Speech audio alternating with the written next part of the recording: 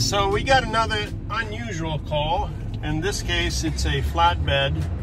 Not sure exactly the conditions or the particulars on it. All we know is that it got stuck and it needs to be winched out. A flatbed, a little bit over 15, less than 20,000 supposedly, loaded out in Troutdale, Oregon area here. So we're gonna go and take a look, see what we can do to rescue him and get him out of the mess he is in. And stay tuned. Alright, so we're down in the field, a little marsh, a little soft ground. That's a 550 there, needs to be towed or wrenched, winched, rescued. It's a little heavy. It's got a little bit of a, I guess, past the wheel well. Not sure if it's side-centered right now. We're coming up to it to see what we're looking at. So, you know, navigating off-road is a little bit of a treacherous mess. It's not very deep. It's not high-centered, as you can see. The rear is dug in because it's soft, marshy, wet. Front is also in there pretty good. There's really not a place to get in and out without actually getting stuck yourself, but with good traction and good tires. I wish I had my bigger rig to get in here, but yeah, we'll get this guy out, no problem.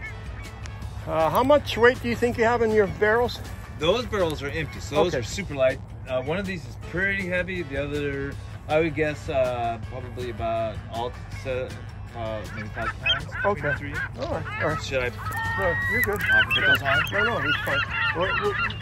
We'll get you out. I got to get over here. We're gonna winch you back, and then we'll. Okay. Should I? So I should get out first and then put the drums on. Yeah. Okay. Yeah, for sure. All right. Yeah. The lighter, the better. Okay. All right. I'm making my way back. Okay. Sounds good.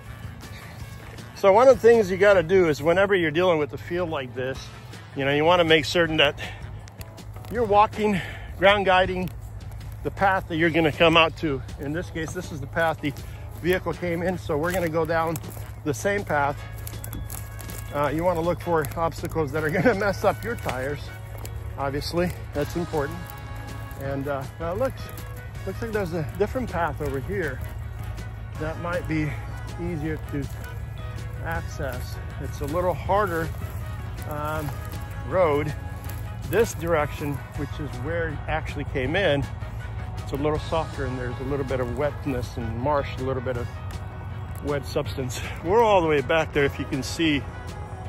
I don't know where the truck is at. It's all the way back there. So we're about half a mile to a mile away into this marsh. But it's a little soft in places, and I'm 9,000, about 11,000 pounds with that truck. So let's see if we can go out a different way or come in a different way before we decide to get into this wet stuff. You got to look out to I mean, you got a little bit of soft ground in this beginning stages. There's a truck up there, but soft ground, stay away from that stuff. Make your way all the way back there, all the way back there, and hopefully we don't get stuck ourselves. You gotta stay up above the ground as best as we can. Four-wheel drive makes a difference. Traction, tires, big tires, but when you're heavy, you got lots of holes that are full of water underneath this grass. So what we got going on is we got our Badland 12,000 pound winch with rope here, actually, and then we anchored it to his, believe it or not, to his chain hooks, the drag chains. We don't even need the fifth wheel, the hook, because it's just barely a little tug. That's all we got to do is get those tires out of the mud and pull them out here in the clearance. We're going to be using the winch to do that, not the vehicle, unless we need to. And so we got the remote. We can make certain that we watch our pulling power as we engage the winch from up close. The vehicle's in neutral. It's unloaded to its best capacity. We're gonna slightly adjust, possibly on and off, depending. We may need to use a snatch block, but we'll see. We'll see how this does. So here's the remote pulling. Now it's dragging it. We're gonna have to break it free, and that winch is not strong enough right now. So we're gonna add a little more power to it, because that battery itself has been depleted over the last few days recording. And here we go. It's got enough power, but not enough juice. That thing is a little heavier than I expected. We're gonna see how much we can do without losing all of our power. Vehicle's in neutral. Just gotta clear it. We got the back almost cleared. As you can see, the wheel well there. And may need to use the truck as well, but still trying the winch.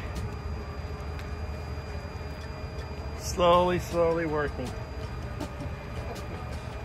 And we're not using the customer assist option because we're just trying to test the winch.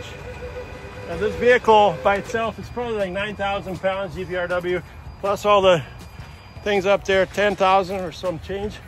So we got it out.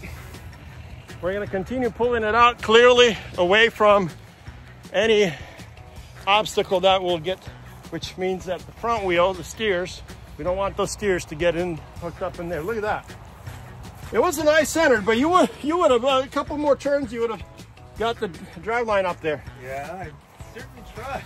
You did a good job getting tangled up, which I've done it before too. So we're gonna continue pulling it. It's on the most flattest ground that we've ever had. You know, vehicles on a soft ground, but flat ground. So at this point, we're pretty much clear. The front steers need to be corrected, which I'm gonna let the customer do that. What do you want me to do? We're gonna correct these steers, so we're gonna fishtail the rear to miss those holes. Just turn the steering wheel as much as you can. You might want to move these buckets though, these drums, because you're gonna back into that little field back there. Move them this way? Yes, sir. Move them as far as you can. Oh, they're doing pretty good for. That's too heavy. That one over there is heavy. Yeah. Actually, this one's the heavy one, I think. Yeah, this one. I know oil is about 800 pounds per drum. Yeah. So, you know, it's getting wet. It's not very icky yet, but we are in Troutdale. Look at this flat. We're not accustomed to flat ground like this. It's soft and and mushy, but we're not accustomed to flat ground. We're usually in Corbett on hills. So now all we got to do, sir, is turn the wheel as far as you can. Yep. And if you want to hop in and just give it slight gas as I'm reversing you, well, that way we can start, because I'm going to clear you as soon as we get past this other barrel. Okay. Just don't allow the wheels to spin. Okay, so reverse, slight gas, you said? You just barely, like almost nothing on the gas pedal. Okay. And then you'll feel, as I let me pull you, you'll feel my tug until we get you cleared over here. And then I'll disconnect and we'll readjust. Okay, sounds good. So always give customer the instructions. By the way, if I say stop, stop. Because the soft ground, you can, there you go. We're backing up. Customer's barely riding that. Let me see here. Stop for a second. You got that drum over there, you can see it? That drum on that side is clear? Yeah, I think it is. Okay, good. All right, we're gonna keep doing this. Gentle reverse.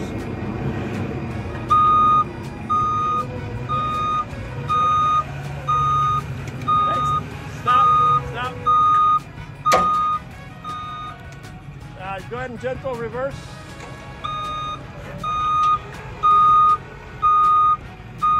Winch is working real hard. Keep coming.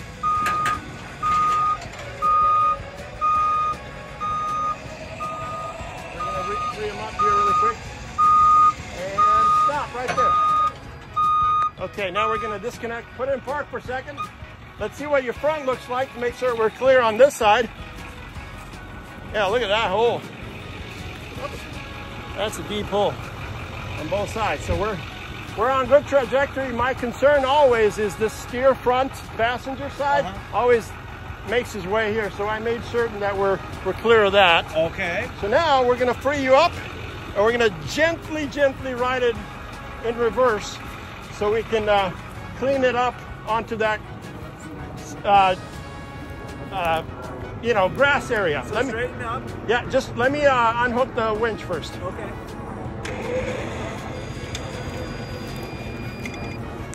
As soft as you can. Come on back. Yeah, just like that. You're doing great. Not too much, just too much. Release. Okay, keep going. Keep going, you're doing great. Keep going. Keep going, keep going. You're good. Keep going fast. Okay. All right, keep going a little more. All right, stop right there. Now correct this way towards me. Gentle, come forward. Gentle. As gentle as you can be. We don't want to let the rears spin out at all because you're heavy on the rear. So keep going this direction, follow to the left. Turn left. Okay. A little more, and stop right there. That looks like really supportive ground. Let's see if we can get those barrels back in. Okay. And hopefully they don't sink in. So now the customer is going to load, 700, 800, maybe now 1,000 pounds of, on the rear. Now, if you can shift all those and put them as far as you can to the cab, you'll get better balance on your rears and the front. You know, one of the things I always experience with, obviously, two-wheel drive vehicles is that a lot of people, customers as well, and including myself, you know, when we're not really off-road, we really don't care because, you know, the rear dualies can handle, you know, 35,000 pounds sometimes. We've had them in the back. But when you're off-road, it tilts everything to the rear. So as you got more weight in the rear, the front no longer steers, no longer catch. The rear tend to dig in, especially in off-road. So the best thing you can do is balance the weight, you know, right in the center. So right about here is a good place to have tremendous amount of weight. If you're like 10,000, 20,000 pounds, right there is a perfect ideal spot for distributing the weight.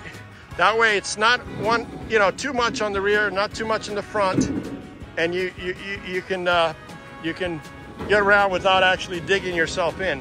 The more balance on steers and drives, the better out of the dirt you are. So here we go.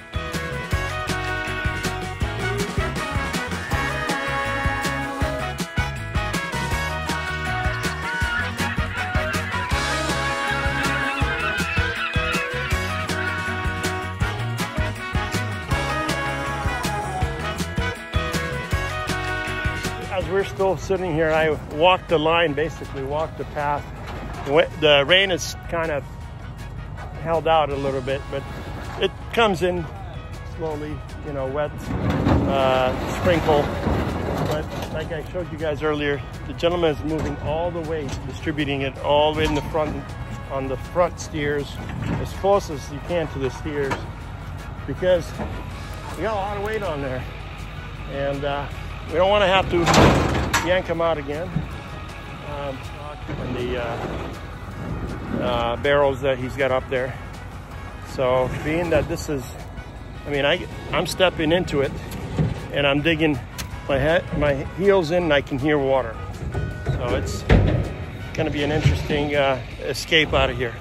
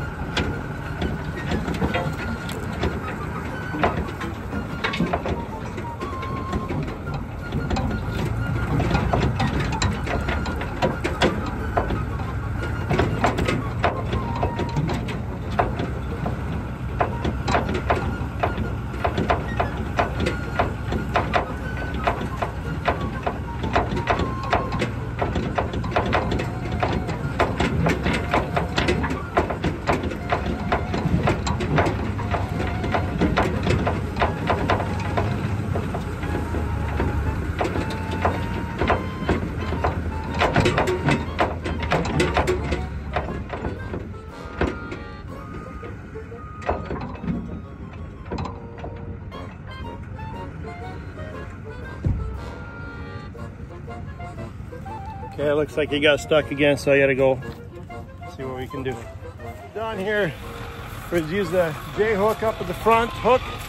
Got a 6,500 pound strap wrapped to the J hook, and then the winch cable back there. So we're gonna be using the truck to literally yank him out in that same position, and we should be good to go. Okay, we're gonna keep pulling him. We've already used the winch. Now we're gonna pull him with the truck.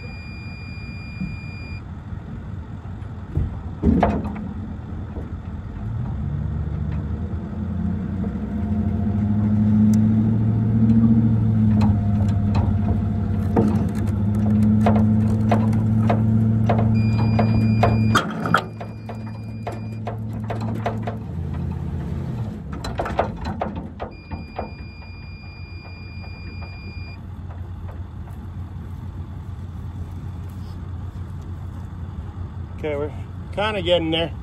Takes a little bit of time, but see where we're at. See, he's digging up a lot of dirt, and we're in soft spots over there. And I'm pulling him with my truck now. So let's see what we got going on.